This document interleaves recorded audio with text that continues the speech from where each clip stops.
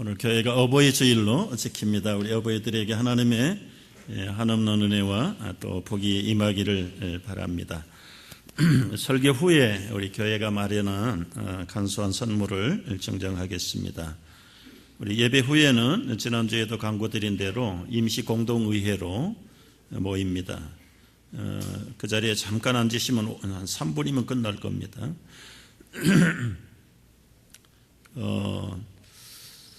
여러 가지 많은 광고들 여러분 기억하시고요. 읽어보시고 트루 워시퍼 우리 찬양 영상 광고 하나가 있는데 한번 보시죠. 5월 24일 우리 젊은이들을 위한 또 그러나 나이 드신 분들도 오셔도 큰 찬양으로 은혜를 받는 집회가 될 겁니다.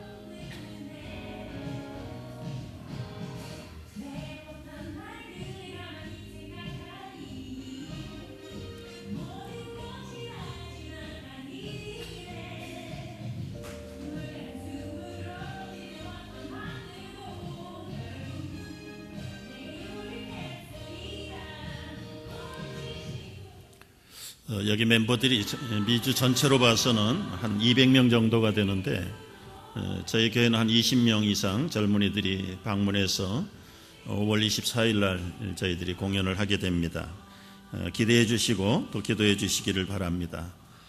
여러분 새생명 축제에 전도지가 나왔어요. 초청장이 나왔는데 예쁘게 잘 만들어졌어요. 여러분 필요한 만큼 가지고 다니시면서 이번 집회를 통해서 꼭 영원히 생명을 회복을 받을 우리 이웃들을 초청하시는 기회가 되기를 바랍니다. 태신자들 작정은 언제든지 꼭 제출을 해 주시기를 바랍니다. 한 가지 우리 장현택 선교사님 부친께서 지난 주간에 소천하셨어요. 그래서 아마존에서 아틀란타에 사시는데 잠시 와서 장례를 마치고 다시 아틀란타로 돌아가셨는데 저희가 파송하는 선교사님 또 부친 조의금을 현관에 마련되어 있는 박스에 여러분이 자전하셔서 참여해 주시기를 부탁을 드립니다. 헌금 기도를 같이 드리겠습니다. 살아계신 아버지 하나님, 한 주 동안 저희들에게 베풀어 주신 은혜를 감사합니다. 주신 은혜 감사하여 하나님 앞에 받은 것 하나님께 돌려드립니다. 주일헌금과 11조를 받아주시고 저희들의 몸과 마음을 주님 앞에 받아 주옵소서. 하나님 비전 랜드의 건축을 바라보며 저희들이 한마음 한뜻으로 다 참여하여 주님이 기뻐하시는 비전을 세워가는 일에 우리 모두가 함께 할 수 있도록 인도하여 주옵소서. 믿음을 주시고 필요한 헌금도 주시고 필요한 모든 절차들 그리고 관계된 사람들 다 같이 하나님께서 다스리시고 주장하여 주시옵소서. 그래서 하나님 그 땅에 영원한 하나님의 나라가 든든하게 세워지는 복음의 센터가 되고 선교의 센터가 되도록 은혜를 베풀어 주옵소서. 아버지 하나님, 선교를 위해서 저희들이 주님 앞에 최선을 다하여 함께 널리 선교하기를 원합니다. 슬픔을 당한 가정에 위로의 손길이 함께하여 주옵소서. 이 시간도 주의 말씀으로 하나님 저희들의 삶을 다시 한번 풍성하고 윤택하게 회복되는 시간이 되게 하여 주옵소서. 무엇보다 우리 가정에 계시는 부모님들 하나님 저들의 영육이 강건하여 주를 경배하며 주님의 나라에 안길 때까지 이 땅에서 믿음으로 승리할 수 있도록 붙잡아 주시옵소서. 바라옵고 기도합니다.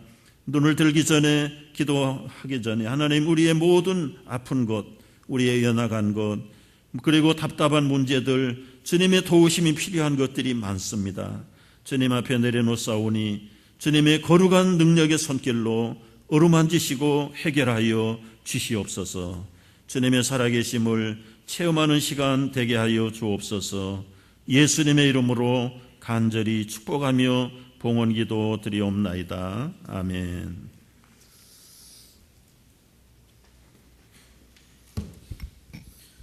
A reading from Ephesians chapter 6, verse 1 to 3. Children, obey your parents in the Lord, for this is right. Honor your father and mother, which is the first commandment with a promise, that it may go well with you, that you may enjoy long life on the earth. This is the word of the Lord.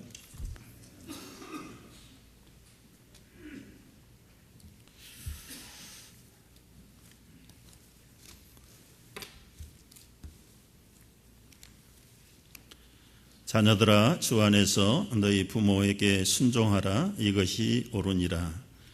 내 아버지와 어머니를 공경하라. 이것은 약속 있는 첫 계명이니 이로써 네가 잘되고 땅에서 장수하리라. 아멘. 오늘 부모님 주일을 맞아서 우리가 다시 한번 부모님이 누구인가에 대한 바른 이해로부터 오늘 말씀을 시작하겠습니다. 부모는 나의 뿌리입니다. 세상에 부모 없이 태어난 사람은 한 사람도 없습니다. 내가 이 세상에 있음은 부모가 있었기 때문에 내가 여기에 존재하는 것입니다. 따라서 나를 낳아주신 그 부모님에 대한 감사와 존경은 기본적인 윤리입니다. 오늘 말씀도 이걸 강조하고 있어요. 이것이 옳으니라.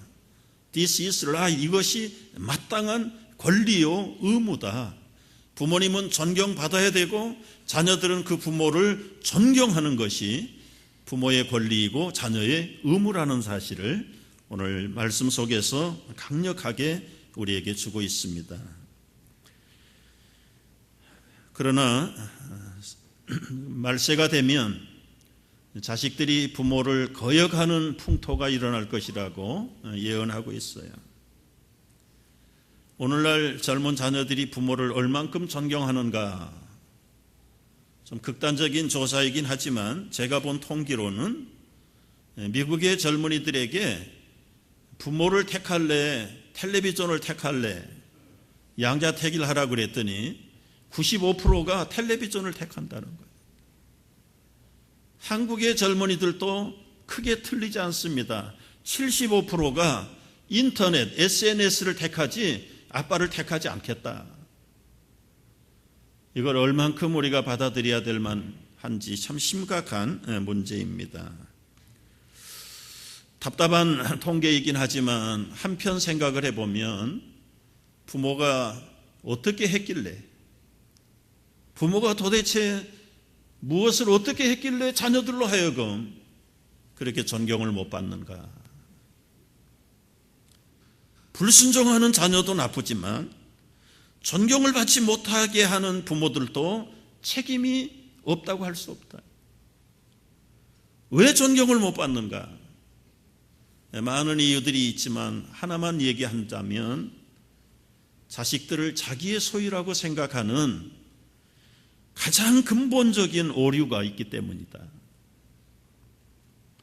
물론 부모를 통해서 이 땅에 만들어져 내보낸 자녀들이지만 그러나 그 자식이 내 자식이 아닌데, 내 소유가 아닌데 그 자식을 마치 자신의 개인의 소유로 착각하는 데서부터 모든 자녀 철학과 교육 철학이 출발되고 삐뚤어지는 것 때문에 존경을 못 받는다는 거예요. 미국의 아빠들은 왜 존경을 못 받을까요? 역시 마찬가지입니다. 자녀를 낳고 아빠가 된다는 어떤 신적인 사명감이 전혀 없어요.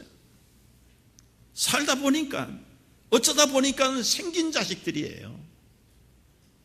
가능하면 책임을 지지 않으려고 하는 그런 부정한 부정들의 마음들과 부모들의 그 신앙을 떠나버린 마음들 때문에 자녀들로부터 마땅히 존경을 받지 못하는 것입니다. 우리가 다시 한번 이런 명령체계와 관계체계를 그림을 통해서 이해하기를 바랍니다. 엄마와 아빠를 통해서 자녀를 만들어 보내시지만 그러나 우리 엄마 아빠 위에는 하나님이 계신다는 사실을 잊어버리는 거예요. 부모가 최고고 아빠가 최고고 엄마가 최고인 사람들은 하나님을 인정하지 않기 때문에 이 자식은 내 자식이고 이 자식은 나의 소유고 이 자식은 나의 기업이다. 그래서 내가 마음대로 내 이미지를 만들어 가야 된다는 자기 소유 본능 때문에 오히려 대리만족용으로 자녀들을 이해하고 있다는 것이죠.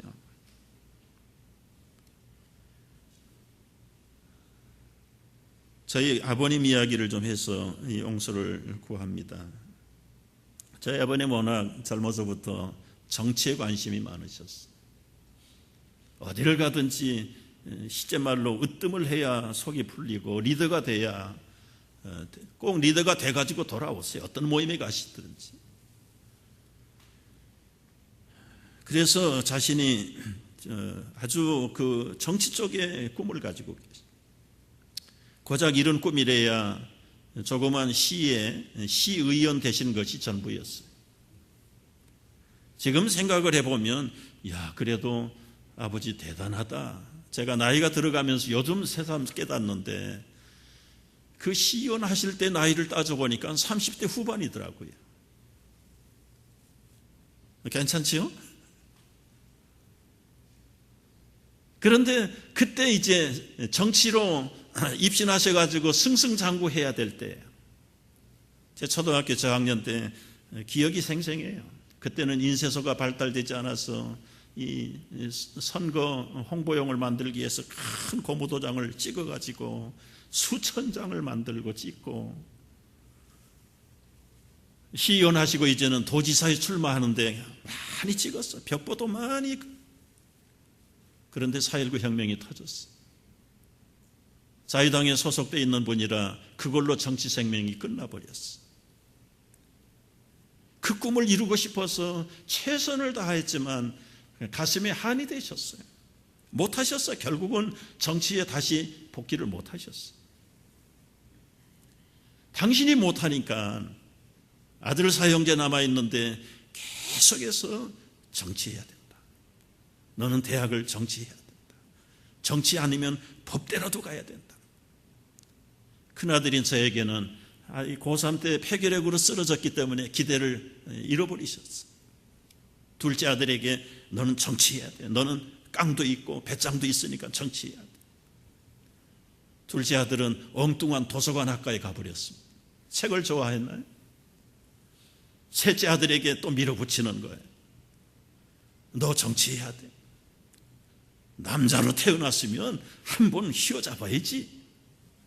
그런데 셋째는 의대에 가버려서 의사가 되어버렸어. 막내 하나 남았는데 저희 형제 중에는 가장 머리가 뛰어난, 시험이다 시험은 무조건 1등이. 아버지는 마지막 기대를 막내 아들에게 걸었어요. 그러나 막내 아들이 S대학 건축학과에 입학을 했습니다. 그랬더니 남들이 부러워하는 S대학이라 좋긴 좋다마는 왜 하필이면 건축학과냐? 정치학과를 가야지. 결국은 아버지의 꿈을 이루는 아들들이 하나도 없었어요. 세월이 흘러갔습니다. 아버님이 신앙으로 예수님을 믿고 나서 가치관이 변화를 가져오셨어요. 그리고 나서 아들들에게 하는 말이에요. 그래, 너희들 선택이 옳았다. 정치한들 그게 무슨 소용이 있냐? 정말 믿음 안에서 너희들이 지혜롭게 결정을 잘했구나. 뒤늦게 믿게 된 예수님을 아버님은 철저하게, 오히려 아들들보다 더 앞서서 신앙으로 남은 여생을 살아가는 모습을 볼 때 참 그 아버님이 얼마나 젊어서부터 신앙으로 서셨더라면 좋았을까, 그런 생각을 해봐요. 여러분, 하나님이 우리 가정에 자녀를 보내신 건 사실이에요. 그런데 하나님의 소유이지 그게 부모의 내 자식 내 소유가 아니란 말이죠. 이 모든 명령체계를 제대로 부모로부터 이해를 하지 못하기 때문에 자녀 교육에 혼란이 있고, 신적인 교육 사명이 아니라 인본적인 교육 사명을 가지고 자녀를 양육하다 보니까 자녀들이 부모를 존경하지 못하게 되는 결과에 이르게 된 것입니다. 자녀 편에서 본다고 해보세요. 한번 그림을 다시 보면요, 자녀들이 볼 때는 맨날 잔소리하고 꾸중하고 나무라는 엄마의 잔소리가 듣기 싫은 거예요. 가끔 가다가 혼을 내고 야단을 치고 매를 때리는 아버지가 마치 망치 같아. 그 이상은 보지 못하니까 이 아이들은 엄마 아빠의 잔소리와 야단치는 것이 싫어서 차라리 아빠 엄마 없으면 좋겠다. 그러나 아이들도 마찬가지입니다. 엄마가 다가 아니고 아빠가 다가 아니라 그 엄마 아빠 위에 하나님이 계시다는 사실을 분명하게 자녀들이 안다면, 왜 엄마가 나에게 이렇게 꾸중을 하고 잔소리를 하고 그리고는 날마다 나를 귀찮게 할까?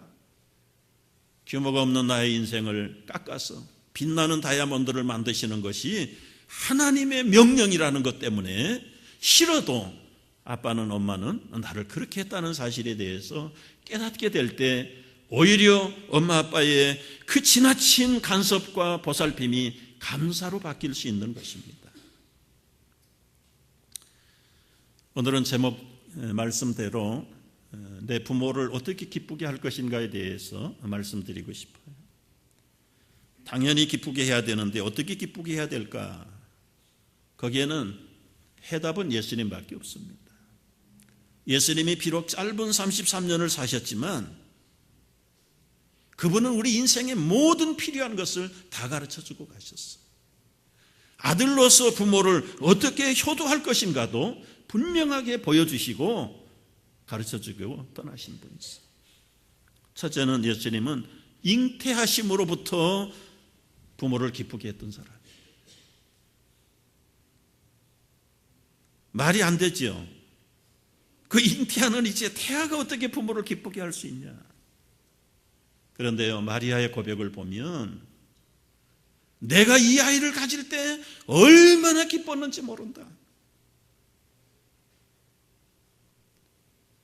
여러분, 처녀가 아기를 낳는다는 게 그야말로 돌에 처죽임을 당한 죄인 중에 죄인이요, 마땅히 사형감이.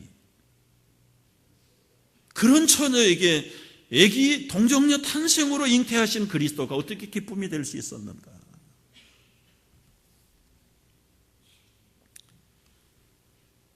자기 남편이 될 사람에게부터 버림을 받아야 될 입장이. 마리아도 처음에는 굉장히 두려워했어요. 그러나 가브리엘 천사의 신방을 받고 두려운 가운데 내가 어떻게 사내를 알지 못하는데 아기를 가질 수 있습니까? 두려워했지만 조상들로부터 받은 약속의 예언의 말씀이 생각이 났어요. 보라, 처녀가 잉태하여 아들을 낳겠다는 700년 전에 임마누엘 그 이사야 선지자의 예언의 말씀이 생각나면서 계집종입니다. 자격이 없습니다. 내가 어떻게 하나님의 아들을 잉태할 수 있겠습니까? 그러나 말씀대로 순종하겠습니다. 성령이 덮어서 마리아에게 아기 예수가 잉태되었을 때 너무 기뻐가지고 이 마리아는 소위 말하는 마리아 찬가를 부를 때 누가복음 1장 46절에서 이렇게 노래를 해요. 내 영혼아 주를 찬양하고 내 마음이 하나님 구주를 기뻐하였음은 이미 뱃속에 잉태된 그 아기 예수를 구주로 알고 기뻐했다고 고백하는 거예요.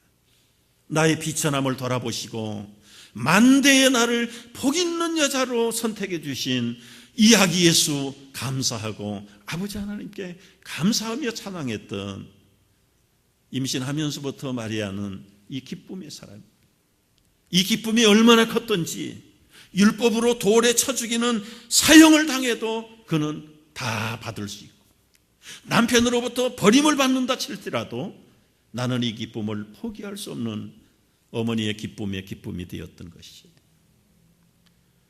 여러분, 임신이라고 해서 다 축복된 임신만은 아니에요. 마지못해서 어쩌다가 생겨가지고 애가심을 태우는 그런 산모들도 얼마나 많습니까? 떼버리려고 애를 쓰고 굴르고 간장을 달여서 먹고 별 수를 다 했는데 안 떨어져서 낳은 아들이 박정희 대통령이었다. 그런 얘기를 제가 읽어본 적이 있어요. 여러분, 그야말로 배 안에서부터 기쁨이 되지 않는 그런 자녀들도 많아요. 우리가 젊은 엄마들이 돼야 될 사람들은 태교의 교육을 강조하지 않아도 마음 자세가 바를 때, 우리말로 여러분 애기 엄마들을 아가씨라고 그래요. 아가씨. 아가가 떨어지는 밭이에요.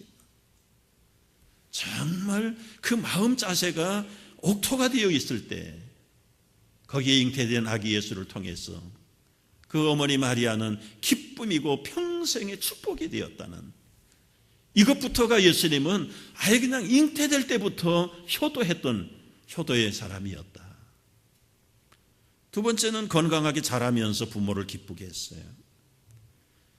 여러분, 예수님의 어린 시절을 누가복음 두 군데에서 얘기하는데 40절 52절에 보면은 예수는 아기가 자라면서 강해지고 지혜와 충족해지고 하나님의 은혜가 그 위에 있더라. 52절은 올리지 않았습니다만 사람들과 하나님에게 더 사랑스러워 가시더라. 여러분, 아이들이 몸만 커가지고는 정상적인 발육이 아닙니다. 몸도 커야 됩니다. 지혜와 정서가 겸비돼야 됩니다. 사람들에게 사회적으로 인정을 받는 성장을 이루어야 되고, 무엇보다도 하나님으로부터 영적인 성장을 받는 하나님의 은혜가 그 위에 있어야 되는 거예요. 몸은 건강한데 정서가 부족하다면 얼마나 어려움입니까? 반대로 정서는 깨끗한데 몸이 불편하고 장애가 있다면 이것도 문제입니다. 여러분, 산모들은 아기 낳아가지고 제일 먼저 하는 게 뭐예요? 손가락 10개, 발가락 10개가 제대로 있는지 그거부터 세보더라고요. 우리 아빠들은 그 엄마들의 심정을 몰라요. 그러나 여러분 한번 짐작을 해보세요. 아기를 잉태해가지고 10달 동안 그 산모는 얼마나 마음의 정성을 다해요. 때로는 만족하면서 때로는 불안하고, 아이고 내가 이걸 먹지 말아야 되는데 이걸 먹었으니 이 태아가 이게 어떻게 되겠는가, 이것 때문에 혹시 잘못되지 않을까, 그런 긴장과 불안 속에 조심 속에 정성을 다하다가 10달 만에 출산을 했을 때 그 엄마의 그 관심, 사랑 뭘까요? 손가락 10, 발가락 10개 있는지 세보고, 그리고 정상적인 건강으로 아이가 출산을 했는지 그걸 바라볼 때 그 엄마들은 아빠들이 모르는 그 기쁨과 그 감사, 이게 건강한 자녀를 얻은 엄마의 기쁨이지요. 여러분, 우리의 성장이라는 게 네 가지가 다 겸비돼야 돼요. 육적으로, 정신적으로, 그리고 사회적으로 사람들로부터 인정을 받고, 궁극적으로는 하나님의 영적인 은혜가 임하는 하나님의 사람으로. 세상 사람들은 하나님의 은혜나 필요 없어요. 세상에서 인정받으면 그걸로 자들의 고를 이루고 비전을 이뤘다라고 착각을 하는데 절대로 그렇지 않습니다. 하나님이 인정해 주지 못하는, 하나님의 영원한 나라의 백성이 되지 못하는 이 세상에서의 성공, 출세, 행복이 무슨 의미가 있습니까? 그런 면에서 여러분, 예수님은 철저하게 키가 자라고 지혜가 자라고 그리고 사람들에게 인정받고 하나님으로부터 더 사랑스러워 가시는 아주 원만한, 완전히 균형 잡힌 성장의 모습으로 그 부모에게 기쁨이 되었다. 여러분, 자녀가 건강한 것 자체가 효도라는 것은 길러본 부모들만 아는 거예요. 공부 못해도 좋다, 꼴찌라도 좋다, 건강하게만 자라다오, 그 말이 어디에서 나왔길래요? 세 번째는 예수님은 주 안에서 순종하면서 부모를 기쁘게 했어요. 주 안에서 순종하면서 부모를 기쁘게 했어요. 양면적으로 기쁘게 만드셨어요. 주님을 기쁘게 만들고 부모를 기쁘게 만들고. 12살 때 가족을 따라서, 부모를 따라서 예루살렘 성전에 갔습니다. 온 국민들이 유월절 절기를 지키기 위해서 그 성전에 다 모였어요. 그리고 한 주간 절차를 마치고 이제 다 고향별로 가족들별로 어른들이 삼삼 오고 아이들은 아이들대로 짝을 지어서 나사렛 고향으로 돌아가는 거예요. 얼만큼을 가다가 그저 아이들하고 같이 따라오겠지 생각을 하고는 돌이켜보니까 12살 소년 예수가 그 일행 중에 없습니다. 미아가 돼버린 거예요. 부모들이 앞이 캄캄했어요. 오던 길을 달려서 3일 길을 간 거예요. 성전에 가서 보니까 12살 소년 예수가 그 율법사들과 그 랍비들과 더불어서 예리한 성경 토론을 하고 있는데 그 어른들이 깜짝깜짝 놀래는. 그러나 그 부모들은 그게 문제가 아니라 지금까지 얼마나 조마조마하게 그 아들을 잃어버렸다고 애를 태우면서 그 성전에 있는 그 모습을 보면서 막 성화를 내기 시작해요. 얘야, 왜 부모를 근심시켰느냐? 왜 부모를 따라서지 않았어? 12살 소년 대답, 예수님 대답이 뭔지 아세요? 누가복음 2장 49절에 보면은 어찌하여 나를 찾으셨습니까? 내가 내 아버지 집에 있어야 될 줄을 알지 못하셨습니까? 부모가 그게 무슨 뚱딴지 같은 이야기를 하는지 깨닫지 못했어요. 아니, 이 녀석이 우리 부모 말고 또 누가 있단 말인가? 그러면서 예수님은 부모를 따라서 나사렛에 함께 내려가서 순종하여 받드시더라. 그러나 그 어머니는 그 모든 일들을 마음에 두었다. 여러분, 여기 12살 소년 예수님은 보통 소년이 아니에요. 그 잉태가 하나님의 아들로 잉태되었던 것처럼 정상적인 아이들하고 같은 성장을 했지만 다른 아이들에게 없는 하나의 영적인 사명이 점점 자라기 시작하는 거예요. 그 어머니를 되려 야단을 쳐요. 아니, 내가 내 아버지의 집에 있는 것이 마땅한 것을 모르셨습니까? 이 말 속에는 어머니에 대한 일종의 책망도 있는 거예요. 6월절 잔치를 보내면서 엄마 아빠들 사람들의 그 잔치의 자세를 보니까 아버지께 드리는 잔치의 제사가 아니에요. 형식적으로 와서 드리는 그 제사를 보면서 소년은 못마땅한 거예요. 거기에 대한 반문을 하고 있는 겁니다. 우리가 왜 하나님께 제사를 드립니까? 예배를 드립니까? 형식적으로 명절 지키려고 올라온 겁니까? 주일날 형식적으로 주일을 지키기 위해서 오신 겁니까? 똑같은 말이에요. 어머니 아버지가 하나님께 예배를 드리러 왔으면 전심을 다해서 드려야지. 형식적으로 드리다가 끝났다고 가버리고. 그 어린 예수는 비록 육신의 부모지만 자기의 신적인 아버지의 사명을 확립시켜주는 거예요. 먼저 육신의 부모이기 전에 하늘에 계신 아버지를 기쁘게 하기 위해서 내가 아버지의 집에 있는 것이 마땅합니다. 지금까지 나를 당신들의 소유물로만 생각하셨습니까? 내가 엄마 아빠의 아들이기 전에 나는 하나님의 아들입니다. 여러분, 여기서 우리 부모들이 자녀들에 대한 신적인 사명을 확립하셔야 돼요. 공부만 하지 마세요. 학교, 학원만 챙기지 마세요. 마땅히 교회 갈 그 시간에 얘야, 네가 아버지의 집에 가서 예배해야지. 그걸 못하는 부모는 사실상 영적인 부모의 사명을 포기할 거예요. 7년 전인가 LA에서요, 고등학교 아이들이 자기 친구를 무참하게 살해했어요. 코리안 아메리칸 아이들이에요. 그런데 그 아이들을 집은 다 경제적으로도 넉넉하고요, 그 아이들이 12학년들인데 얼마나 공부들을 잘하는지 SAT가 다 400점에 가까워. 4명인데 다 400점에 가까워. 세상적으로나 공부적으로도 떨어지지 않는 아이들인데 왜 그렇게 끔찍한 범행을 했을까요? 부모들이 몰아붙여가지고 좋은 점수, 좋은 학교, 목적은 달성했는데 그 영혼의 성장, 그들의 인생의 존재의 사명에 대해서는 가르치지 않은 거예요. 그들은 아마 몇십 년 징역을 살고 있다.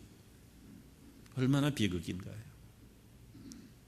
차라리 공부가 뒤떨어져도 아버지 하나님을 바로 배우게 하고 아버지 하나님을 바로 섬기게 하는 건 그거 공부하고 비교할 수 있겠나요? 어린 아들 예수로부터 부모들이 그 부족한 부모들의 모습을 책망받는 사건입니다. 윤리적으로 보면 거꾸로 된 거죠. 어린 자식이 감히 부모들에게 근심을, 걱정을 끼치고 대려 큰 소리를 쳐. 그러나 예수님은 그걸로 끝나지 않았어요. 함께 내려가사 나사렛에 이르러 순종하여 받드시더라. 가난한 집에 육신으로 보면 맏아들로 태어나서 그 아버지의 가업을 함께 도우면서 최선으로 자기 아우들을 보살피고 순종하면서 받들었다. 여러분, 예수님은 어느 쪽으로든지 흠이 없는 효도의 상징이었어요. 마지막 예수님이 십자가에서 못 박힐 때까지도 그는 최후의 효도를 다했어요. 아들을 십자가에 처형당하는 그 어머니의 찢어지는 마음, 우리는 이해할 수 없지요. 어머니를 두고 아무런 힘 없이 그 포각한 폭도들에게 십자가의 처참한 사형을 받고 계시는 아들 예수. 인간적으로 볼 때는 이것만큼 비극적인 상황이 없습니다. 어머니 마리아는 십자가 밑에서 아무런 능력도 없이 죽어가는 그 아들을 바라보며 절망하고 있는데 십자가에 달리신 예수님 아들이죠? 어머니를 내려다보면서 이렇게 말했어요. 여자여 보소서 아들입니다. 여자여 보소서 아들입니다. 아니 버릇없이 무례하게 어머니를 어머니라고 부르지 아니하고 왜 여자라고 불러야 됐는가? 우리 한글로 어감을 볼 때는 굉장히 무례한 것처럼 보입니다. 그러나 성경의 원어로 보면 가장 귀한 단어를 씁니다. 왕후에게나 붙일 수 있는 단어가 여자입니다. 여자. 일개 육신의 어머니 정도가 아니라 이제는 자기의 육신의 어머니이긴 하지만 그 어머니라는 경칭을 빼버리고 최고의 존칭을 써서 여자여 보소서 아들입니다. 이렇게 처참하게 못 박히고 피 흘려 죽는 무능한 아들이 아니라 이미 어려서부터 시몬 선지자가 얘기했던 걸 마음에 두었어요. 700년, 750년 전에 예언했던 선지자들의 예언도 마리아는 마음에 담고 있어요. 아버지 집에 있어야 되는 것을 알지 못했습니까? 라고 말할 때 12살 때 했던 아들 예수에 대한 그 말씀이 신령한 의미가 무엇인지 어머니 마리아는 알고 있어요. 지금 비록 아들 예수 그리스도가 무참하게 저항 한번 못하고 그 십자가에서 뛰어내려올 능력 없이 그 억울한 사형을 당하고 곤욕을 당해서 죽어가지만 내가 이런 패배한 아들이 아닙니다. 나의 이 피 흘림을 통해서 어머니 당신도 죄사함을 받고 천국의 영원한 생명을 얻어야 될 사람입니다.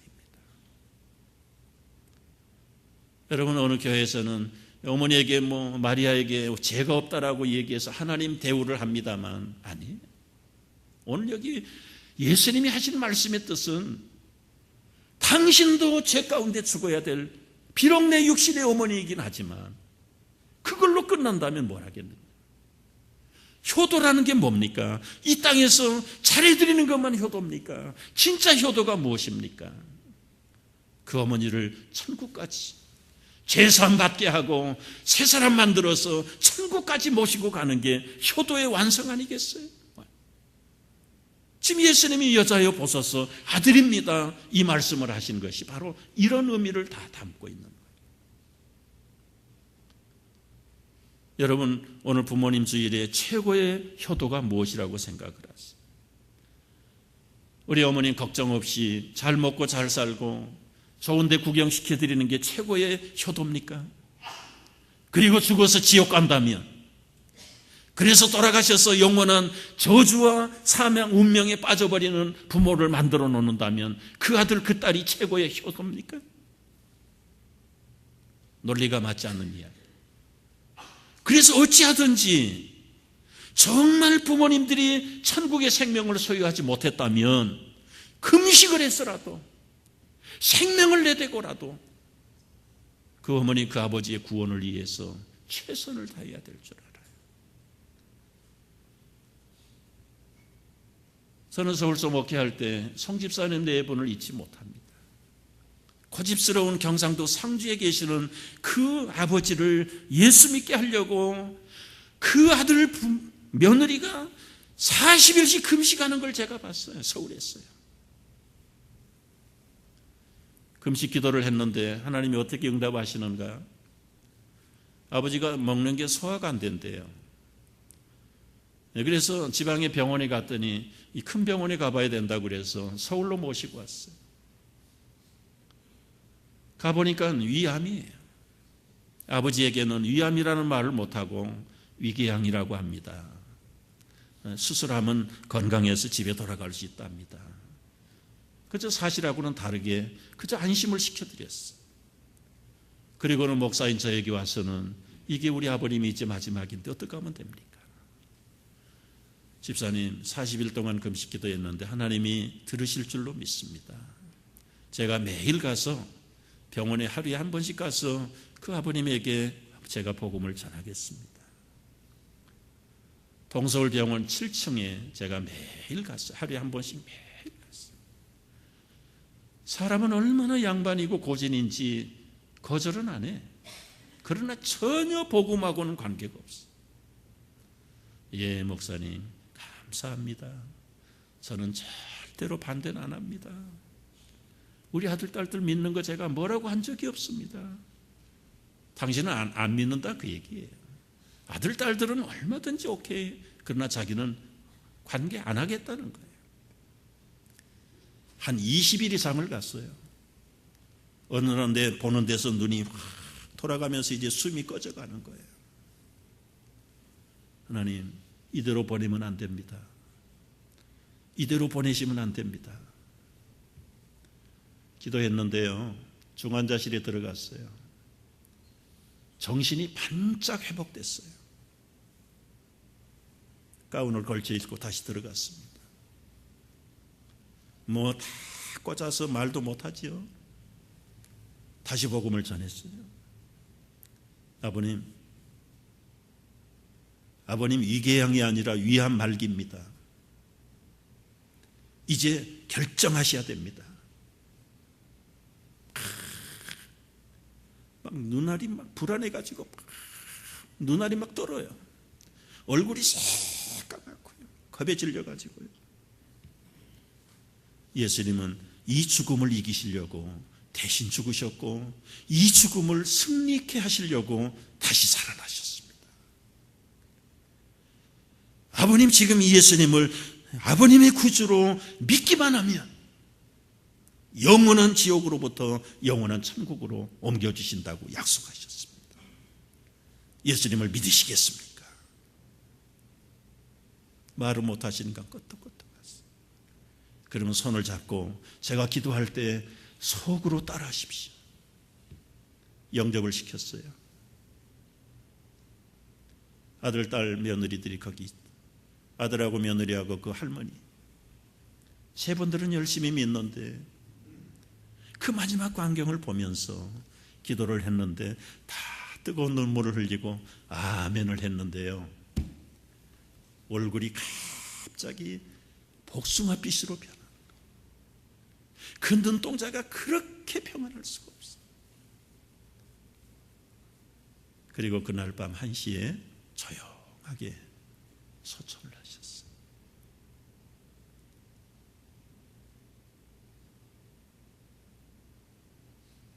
저는 그 성집사님 네 분을 통해서 마지막 순간 40일 금식 기도하고 하나님이 그런 방법을 통해서 그 아버지에게 영원한 생명을 안겨주시는 것을 보고 목사로서의 목회의 보람이 이런 거구나, 이런 거구나. 그 아들 며느리는 지금도 제가 서울 가서 연락만 하면 만사를 제쳐놓고 달려나오죠. 제가 장례 집례하고 양복 2벌 입은 것은 처음이고 마지막이에요.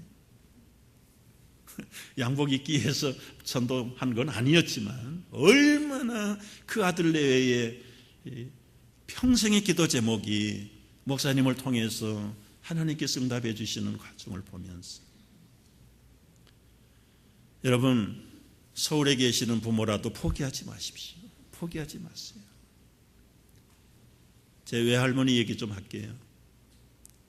외할머니 저 남도에 사세요. 저희는 서울에 살아요. 80년이 넘도록 예수 안 믿는 할머니세요. 어머니, 저희 딸이죠. 딸이신 어머니가 1년에 몇 차례씩 가서 복음을 전해요. 그때뿐이에요. 85세가 넘으셔서 식도암이 왔어요. 어머니가 가서 간절히 기도. 그런데 옆에 먼저 믿는 할머니 한 분이 그 할머니를 모시고 교회를 출입하기 시작해요. 가을이 깊어졌고 초겨울에 그 순복음교회를 나가서 강가에 가서 침례를 받는데 젊은 사람들이 침례를 받고 오더니 너무 추우니까 부들부들 떨면서 재채기를 하고, 야 이거 감기 걸리겠다 그랬더니 슬슬 다 도망가 버려요. 침례 받아야 될 사람들이, 젊은이들이 다 도망가. 90에 가까운 외할머니 혼자 남아서 차가운 물속에 들어가서 침례를 받았어요.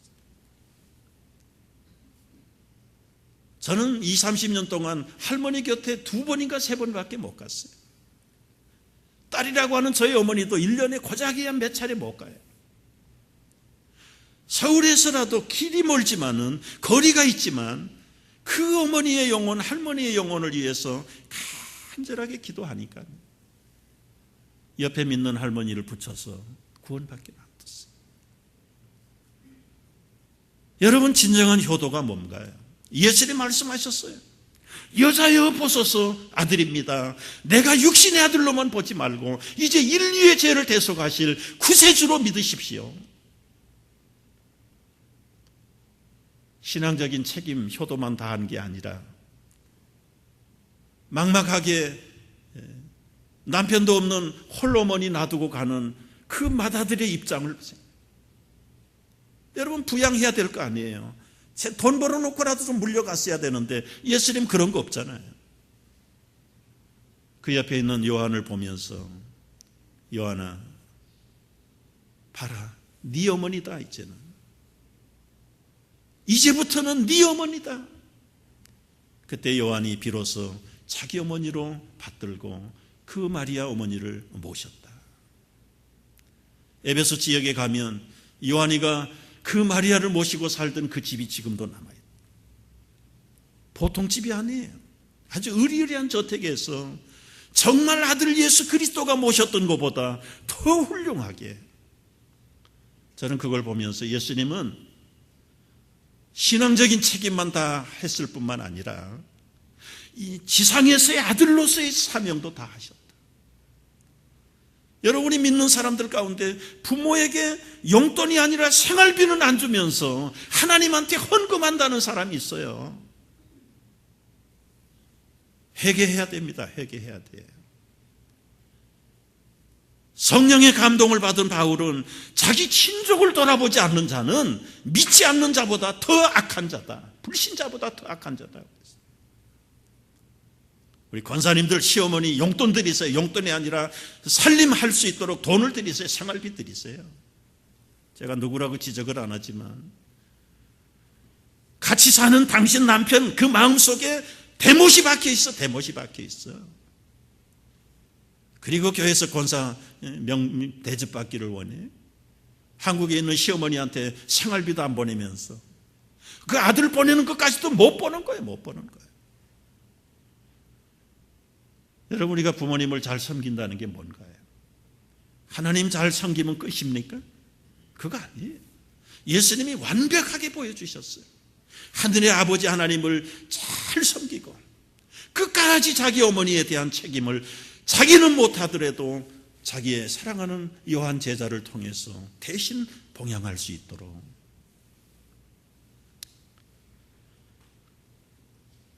여러분, 신앙을 유산으로 남기는 부모들이 돼야 돼요. 제가 지난 주간에 우리 교회 최고령이신 이병희 권사님을 신방을 했어요. 101세예요. 수술을 받고 회복 중에 계시는데 정신은 여전히 청명하세요. 저하고 이 얘기를 주고받으면서, 권사님, 저희들에게 한마디 해주시 말씀을, 무슨 말씀이든지 한마디 하세요. 그랬더니 주저하지 않고 하나님을 기쁘시게 하는 것이 최고야. 엄지손가락까지 치우면서. 그런데 내가 못했지 뭐야. 아니요, 평생 기쁘시게 했는데요. 아니야, 나는 부족해. 자녀분들에게 한 말씀 남기세요. 그랬더니 주저없이 똑같은 말씀을 하세요. 하나님을 기쁘시게. 어떻게 하는 것이 하나님을 기쁘시게 하는 것입니까? 제가 물었어요. 예수 잘 믿어야지. 잘 믿는 것이 하나님을 기쁘시게 하는 거예요.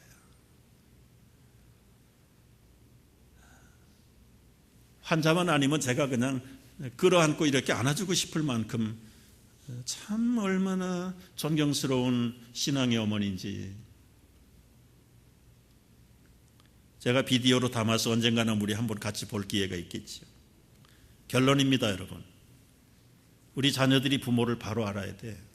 부모는, 우리 엄마 아빠는 나에게 자꾸 귀찮은 존재가 아니라 하나님의 명령을 받아서 나를 다이아몬드로 갖고 가시는 하나님의 대리자라는 사실을 우리가 바로 아셔야 돼. 따라서 우리가 예수님처럼 부모를 기쁘게 해야 합니다. 어려서부터 건강해야 돼요. 지혜로워야 돼요. 튼튼해야 돼요. 무엇보다도 하나님의 사랑을 받고 신앙적으로 건강하게 자라가는 것이 부모에게 효도하는 것이, 하나님을 기쁘게 하는 것이. 예수님이 마지막 십자가에서까지 책임을 다하신 것처럼 우리의 부모들을 천국까지 인도할 때, 그때 우리의 효도는 완성되는 거예요. 하늘의 아버지께, 우리 육신의 부모들께 효도를 다하는 신실한 우리 믿음의 식구들 되시기를 주의 이름으로 축복합니다. 기도하겠습니다.